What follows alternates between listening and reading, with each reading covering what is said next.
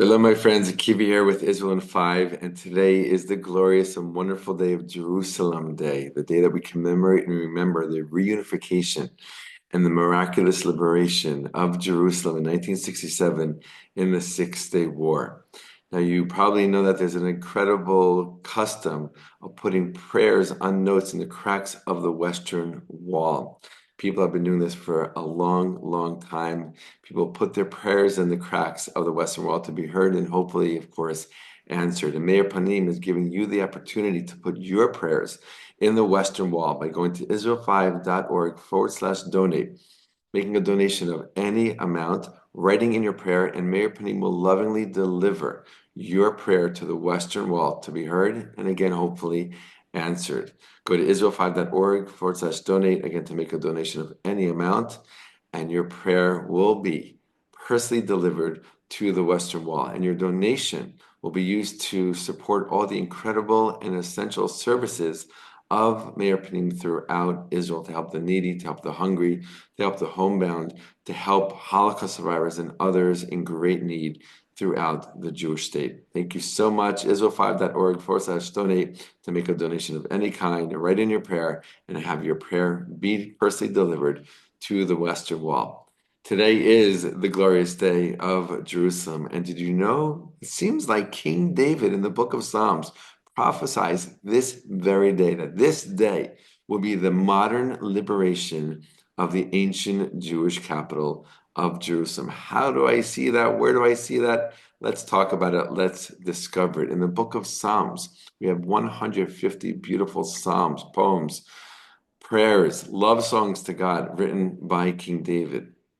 And the entire book is separated into 30 different parts, 29 or 30 different parts, one part for each day. So each day you say a certain number of chapters in the book of Psalms, so that throughout the entire Hebrew month, which is 29 or 30 days, depending on the month, you will have said the entire book of Psalms, and people do that.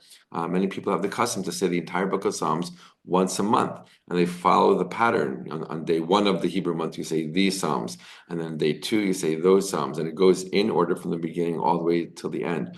Well, Psalm 137, right, the famous psalm by the rivers of Babylon and the banks of Babylon, right, the banks of the river of Babylon, mentions the beautiful and powerful verse, right?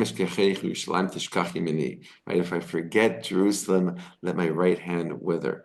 Well, shortly after that, it mentions the words in Hebrew, Yom Yerushalayim, which means the day of Jerusalem or Jerusalem Day, right? It's talking about basically God remembering Jerusalem against the actions of our enemies. And what day does this Psalm 137, fall in? Again, according to the separating of the entire book of Psalms into daily doses, so to speak, it's on the 28th day of the Hebrew month. And Yom Yerushalayim, Jerusalem Day, today falls out on the 28th day of the Hebrew month of Iyar that we're in right now. That's today, right? So the words Yom Yerushalayim is the only place in the entire Hebrew Bible, the only place where those two words, Yom Yerushalayim, Jerusalem Day, the day of Jerusalem, appear. And when do they appear? On the 28th day of the saying, right, of the book of Psalms. Today is the 28th day of this Hebrew month that we're in right now, the 20th day of the Hebrew month of Iyar. It's an incredible alignment. And it's as if, King David, who we know he had Ruach HaKodesh, he had prophetic vision to see into the future. I knew that this day, the 28th day, right, of the Hebrew month of Iyar, in the future, thousands of years into the future, would be the day that after over 2,000 years of Jews not being in control of Jerusalem, and Jews not having free access to their holiest of sites, right, that would be the day, the 20th day of a future time, would be the day that the Jewish people regain control, sovereignty of Jerusalem, their ancient holy capital, right, and free access to their holiest site. It's an incredible thing. Today is the day, an incredible time of celebration. Jews all over Israel and all over the world are celebrating this day, commemorating this awesome, awesome achievement in the Six-Day War in 1967, when multiple countries, Arab countries, were set on destroying the Jewish state. Right, in 1967, right, not even 20 years into our existence, Egypt and Jordan and Syria joined together to try to destroy the Jewish state once again. And what happened in 6 days? Israel miraculously and incredibly defeated all of them, defeated Egypt, defeated Syria, defeated Jordan. And in its fight and defeat against Jordan, right, Israel reclaimed, right, control over all of Judea and Samaria, or some people call it the West Bank, all of East Jerusalem. And in East Jerusalem is the old city, right, which was off limits, which was inaccessible to Jews, to Israel, from 1949, when the Green Line was drawn and the old city was on the other side of the Green Line. And even though according to international law, Israel and the Jewish people were supposed to have access to the old city, to the Western Wall, because these are holy sites in Jerusalem, the Jordanians who took over this land, who took over Judea and Samaria and East Jerusalem and the old city, illegally granted no access to the Jewish people, to the Western Wall, to the old city, to the Jewish quarter that was there. And in 1967, when these multiple Arab countries once again dared to fight against the Jewish state with the desire to destroy it, they lost tremendously. And Israel regained from the Jordanians Judea and Samaria, the ancient Jewish heartland, and the rest of Jerusalem, including the Old City, including the Jewish quarter, including the Western Wall, including the Temple Mount. And the famous words rang out from that battle in 1967, in June of 1967, the Temple Mount is in our hands. And at the beginning of this war, the war goals did not include trying to take over and liberate the rest of Jerusalem.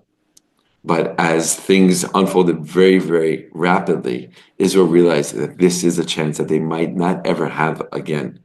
And the War Cabinet decided to draw up plans for the liberation of Jerusalem.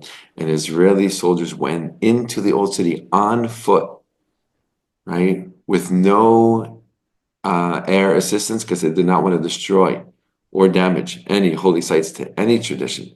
They went in on foot through the Lion's Gate, fought an intense and fierce battle, but a quick battle, and quickly took over the old city and liberated Jerusalem from our enemies' hands. And we know the famous picture of the three paratroopers standing by the Kotel, right, looking out into the distance with incredible pride, what they just accomplished, but also with deep sadness in their hearts, because they knew how many soldiers fell along the way. Right, over 1,000 Israelis died in the Six-Day War. All right, and even though it was a very short war, it was an intense war. Okay, but one of the highlights, if not the greatest highlight of this war, was the reaching of the paratroopers to the Western Wall, standing there with tears in their eyes, right, prayers and songs flowing from their lips, right. Zeh Yom Aseh Hashem, right? This is the day that God has made. Right? We will be joyous in this day. It was an incredible, incredible moment for the Jewish people, for Israel, for Jewish history. And shortly after the paratroopers reached there, the chief rabbi of the IDF arrived there in his military uniform, carrying a small Torah scroll and a shofar. And he blew the shofar because he knew, and he said that this is a moment of redemption.